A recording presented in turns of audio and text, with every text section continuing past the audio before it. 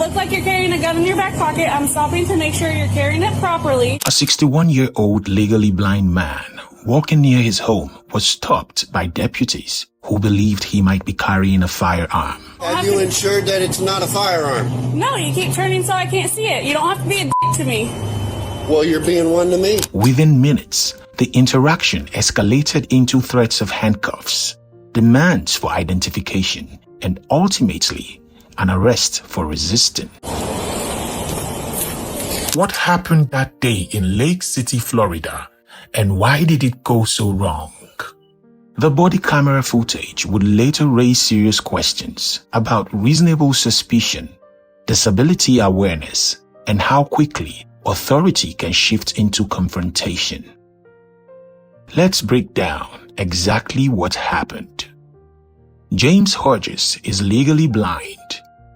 For individuals who are visually impaired, a folded white navigation cane is not a weapon. It's independence. It's mobility. It's how they safely detect obstacles and navigate public space. Hi there. On the morning of October 31st, Hodges was out for a walk with his mobility cane. But what looked ordinary to him would be seen very differently by the Columbia County deputies he was about to encounter. On the footage, Hodges appears steady and confident in his movements. He isn't running. He isn't hiding. He is walking.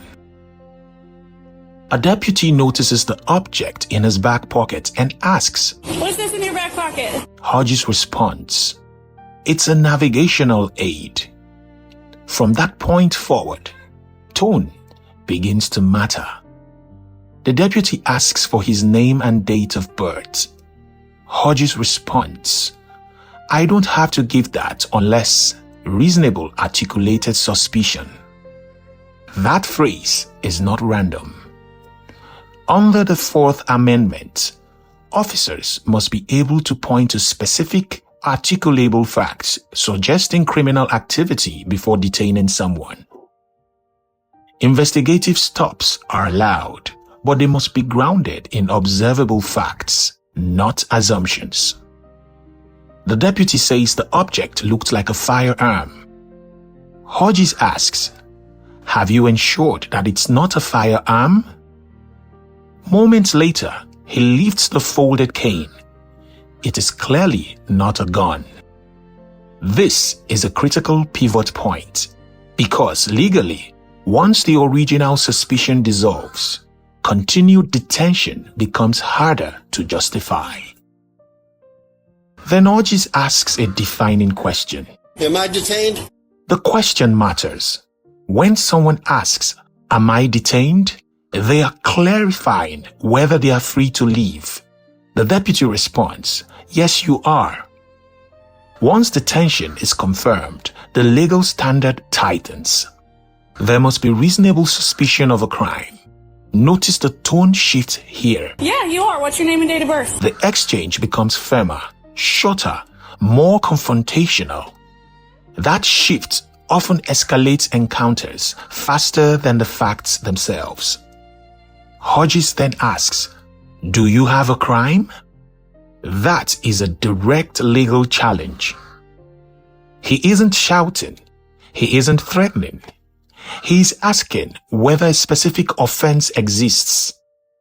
Instead of naming one, the deputy's response is, Would you like me to put you in handcuffs? That language is significant. Threat of force can escalate psychological tension in seconds. At this stage, the object has already been identified as a cane. So the central legal question becomes, what crime is being investigated? Hodges requests a supervisor. He walks over to the sergeant himself.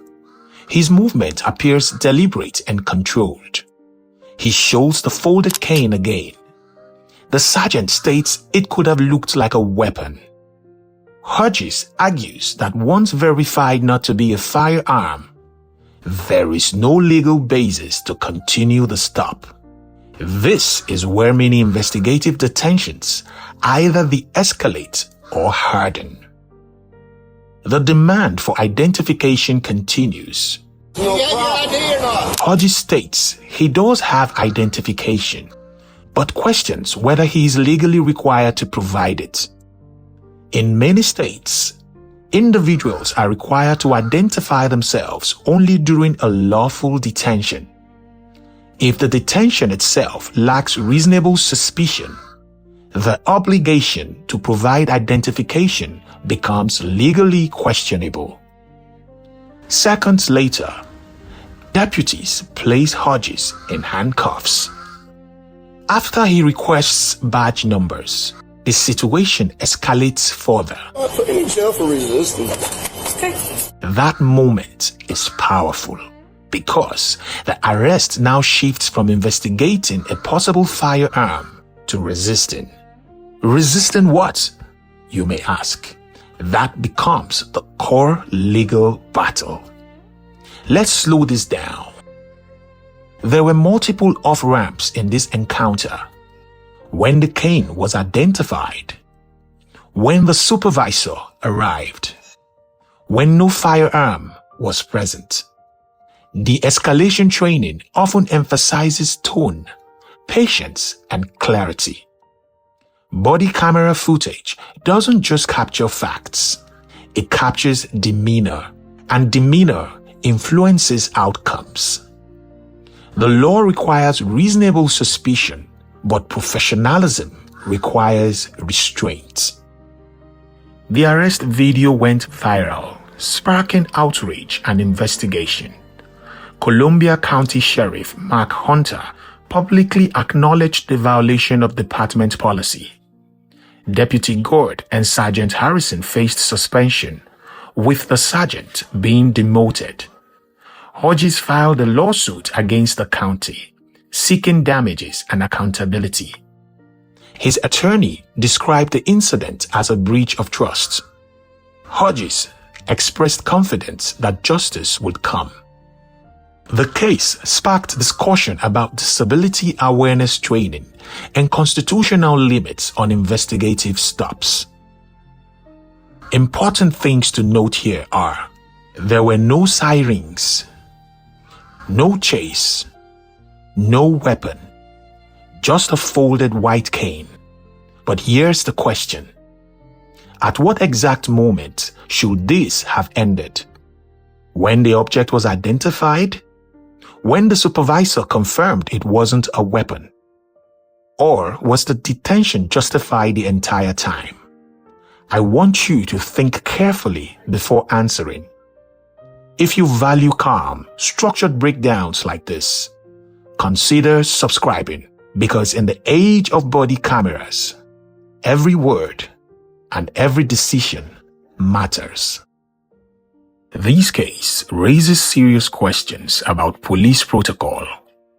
Once the cane was shown, standard procedure should have ended the stop. Instead, the situation escalated unnecessarily. Hodges' rights as a legally blind citizen were potentially violated. Under the Americans with Disabilities Act, law enforcement must accommodate individuals with disabilities.